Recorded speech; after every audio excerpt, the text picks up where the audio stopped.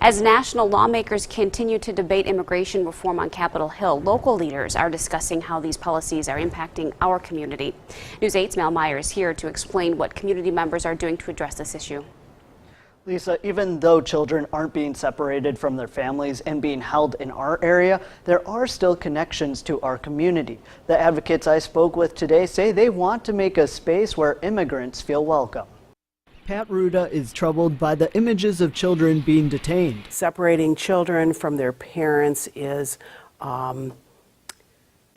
it's awful. She wants to take on this issue with compassion for the undocumented immigrants. They wouldn't leave their home of origin unless it was absolutely necessary. While we are physically far from the border, advocates worry about local residents affected by these immigration policies. We have immigrant communities all around here in southwestern Wisconsin. Both women are members of the La Crosse Immigration Task Force, which most recently held a public listening session in Arcadia. They wanted to give residents a space to talk about the facts. Let's open it up for conversation so that perhaps people who don't know their neighbors as well as they would like to can get to know them. They hope that by hosting these events, they will help expose community members to the issues so they can understand how it impacts their neighbors. And that way we can feel a closeness to them, maybe feel more compassionate towards them. And by doing so, they'll make the area a better place for all people and families. These individuals who are coming to live in our community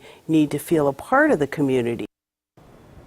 Strom says it's hard for the task force to address some of these national policies because they seem to be changing so fast, but they will be keeping an eye on what's to come. Yeah. Are they putting on any other events to help educate the community? Yep, so that goes back to kind of their core mission of educating people in the community about these topics. In late July, they'll have a People Fest right here in La Crosse, and they'll be having music and food and other kinds of cultural exchanges during that time. So that will be on July 29th at Riverside Park from 2 to 7 o'clock. All right, something to look forward to.